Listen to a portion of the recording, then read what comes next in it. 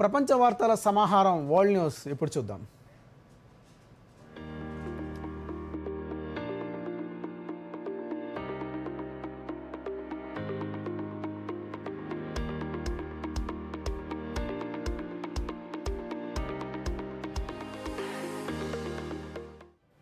ఓవైపు ఇరాన్పై America, Israel సంయుక్త దాడులు, Iran ప్రతిదాడులతో పశ్చిమాసియాలో యుద్ధ పరిస్థితులు కొనసాగుతూ ఉండగా పాకిస్తాన్, ఆఫ్ఘనిస్తాన్ సరిహద్దుల్లో యుద్ధ వాతావరణం నెలకొంది.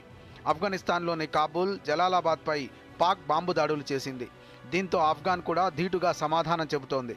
తాలిబాన్ దళాలు ఒక పాకిస్తానీ యుద్ధ విమానాన్ని కూల్చివేసి పైలట్ను బందీగా పట్టుకున్నట్లు ప్రకటించాయి. ఈ పరిణామాలను పాకిస్తాన్ ఓపెన్ వార్గా ప్రకటించడంతో ఇరు దేశాల మధ్య ఉద్రిక్త వాతావరణం కొనసాగుతోంది.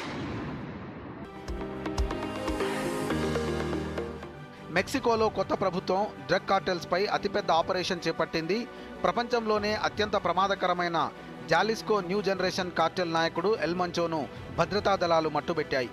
దీంతో ఎల్ మంచో మద్దతుదారుల హింసాకాండలో 25 మంది భద్రతా సిబ్బందితో సహా మొత్తం 73 మంది మరణించారు. ఈ నేపథ్యంలో మెక్సికోలోని భారతీయులకు అక్కడి ఇండియన్ ఎంబసీ అడ్వైజరీ జారీ చేసింది.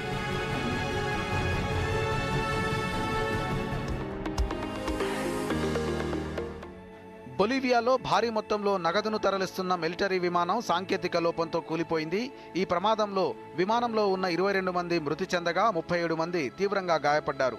భారీ వర్షం కారణంగా రన్వేపై నుంచి జారిపోయిన విమానం పక్కనే ఉన్న రద్దీగా ఉండే రహదారిపైకి దూసుకెళ్లింది. ఈ విమానం సెంట్రల్ బ్యాంక్ ఆఫ్ బొలీవియాకు చెందిన కొత్త కరెన్సీ నోట్లను తరలిస్తూ ఉండగా ప్రమాదం జరిగింది.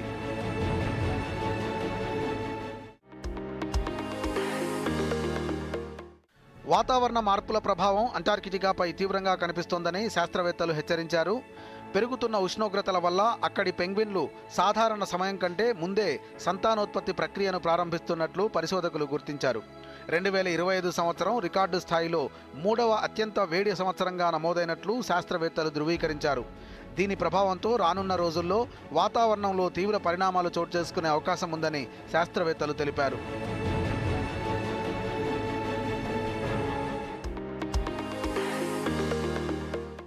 చంద్రుడిపైకి మనుషులను పంపే లక్ష్యంతో నాసా చేపట్టిన ఆర్టెమిస్ 2 మిషన్లో కీలక అడుగు పడింది.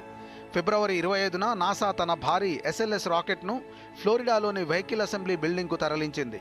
రాకెట్లోని హీలియం వ్యవస్థలో తలెత్తిన చిన్నపాటి సాంకేతిక లోపాలను సరిదిద్దేందుకు ఈ నిర్ణయం తీసుకున్నారు. ఏప్రిల్ 2026లో ఈ చారిత్రాత్మక ప్రయోగం జరిగే అవకాశం ఉందని నాసా వర్గాలు తెలిపాయి. ఈ మిషన్ ద్వారా 4 వ్యోమగాములు చంద్రుని చుట్టూ ప్రయాణించి తిరిగి భూమికి చేరుకోనున్నారు.